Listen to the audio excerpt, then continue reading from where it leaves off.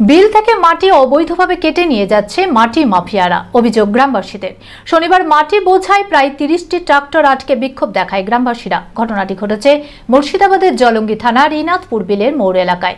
ঘটনার খবর পেয়ে ঘটনাস্থলে পৌঁছায় জলঙ্গি থানার পুলিশ। মানসিক স্বাস্থ্যের জন্য সবার আগে যে নামটি মনে ভেসে ওঠে, সুস্থ মনের ঠিকানা মনোবীক্ষণ। যোগাযোগ নাম্বার 7477799516।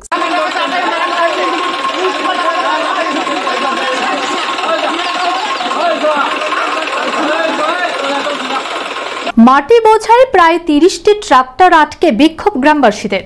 শনিবার ঘটনাটি ঘটেছে মুর্শিদাবাদের জলঙ্গি থানার ইনাথপুর বিলের মোড় এলাকায়। স্থানীয় গ্রামবাসীদের অভিযোগ, জলঙ্গির ইনাথপুর বিল থেকে মাটি অবৈধভাবে কেটে নিয়ে যাচ্ছে মাটি মাফিয়ারা এবং একসঙ্গে প্রায় 30টি ট্রাক্টর করে বিভিন্ন ইটভাটায় নিয়ে যাওয়া হচ্ছে এই মাটি। দ্রুত গতিতে ট্রাক্টর যাওয়ায় প্রতিনিয়তই দুর্ঘটনা ঘটতে থাকছে। গ্রামবাসীদের আরও অভিযোগ, প্রশাসনকে বারংবার বলার পরও কোনো কাজ হয়নি, তাই এদিন গ্রামবাসীরা ট্রাক্টর আটকেই বিক্ষোভ দেখায়। রাস্তাতে মানুষ চলতে পারে না, গাড়ি ধরে চালায়। ভুল কিসের আটকিছিলাম, ঘটনার খবর পেয়ে ঘটনাস্থলে পৌঁছায় জলঙ্গি থানার পুলিশ। ঘটনার তদন্ত শুরু করেছে পুলিশ। মাটি এভাবে কেটে নিয়ে যাওয়া ঠিক নয়, আশা করি প্রশাসন এটা নিয়ন্ত্রণ করবে বলে জানান ব্লক কংগ্রেস সভাপতি আব্দুল রাজ্জাক। এটা তো অন্যায়, এটা মাটি কেটে মাটিকে এরা বিশেষ করে বাইরে মাটিগুলোকে পাচার করা এটা ঠিক নয়। হ্যাঁ, এটা করা কখনোই ঠিক বলা যায় না। হ্যাঁ, এই জন্যে আমরা বলছি এটা নিয়ন্ত্রণ করা দরকার প্রশাসনকে। আশা করি প্রশাসন এটা নিয়ন্ত্রণ করবে, এটাই আমার বলা। এই যে সাধারণ মানুষ একটা বিক্ষোভ দেখালো ট্রাক্টর, এটা কি বলবে এটা নিয়ে? তো বিক্ষোভ দেখি যে ঠিক করেছে ওরা। সাধারণ মানুষ দেখছে যে এইভাবে ট্রাক্টরে করে মাটি নিয়ে যাচ্ছে, তাতে এলাকার সমস্যা দেখা দেবে। সেই জন্য সাধারণ মানুষের ক্ষোভকে আমি স্বাগত জানাই, সম্মান জানাই। আপনারা কি দলগতভাবে কোনো পদক্ষেপ করবেন? পদক্ষেপ দেখা যাক, এটা যদি ঠিকঠাক প্রশাসন না করে তাহলে পরবর্তী চিন্তা ভাবনা করে আমরা পদক্ষেপ নেব। আচ্ছা, ঠিক আছে।